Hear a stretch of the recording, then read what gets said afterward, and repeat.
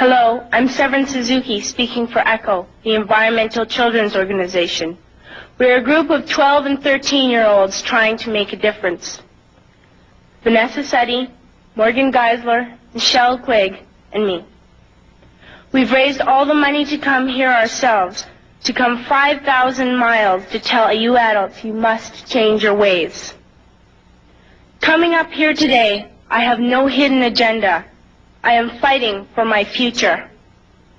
Losing my future is not like losing an election or a few points on the stock market. I am here to speak for all generations to come. I am here to speak on behalf of the starving children around the world whose cries go unheard.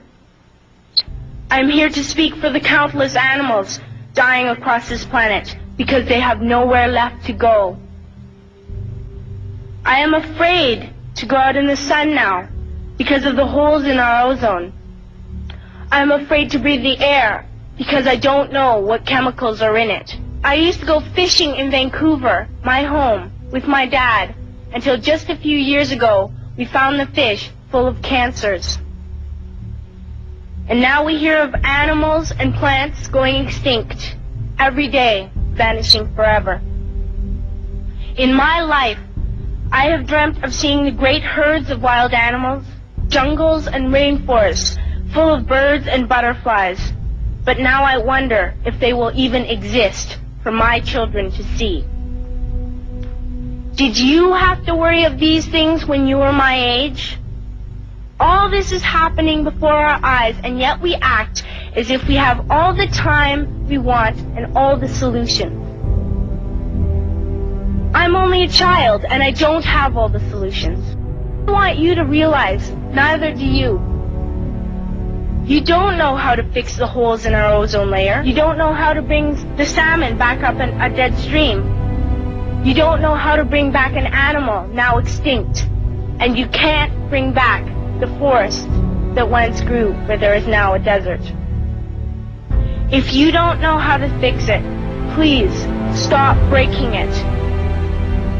Here, you may be delegates of your governments, business people, organizers, reporters, or politicians, but really, your mothers and fathers, sisters and brothers, aunts and uncles, and all of you are someone's child.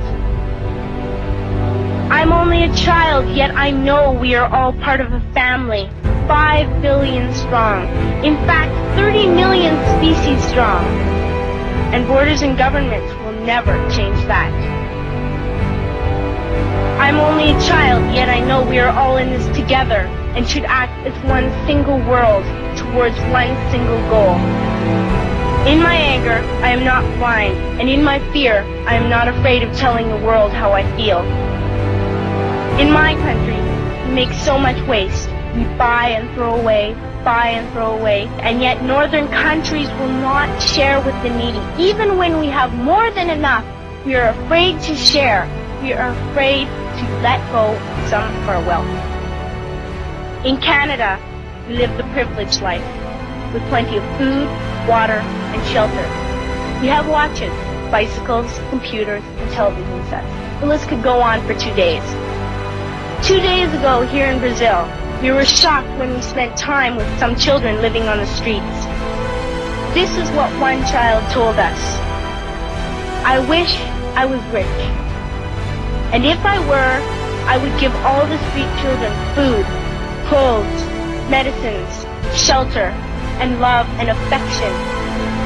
If a child on the streets who has nothing is willing to share, why are we who have everything still so greedy? I can't stop thinking that these are children my own age, that it makes a tremendous difference where you are born. That I could be one of those children living in the favelas of Rio.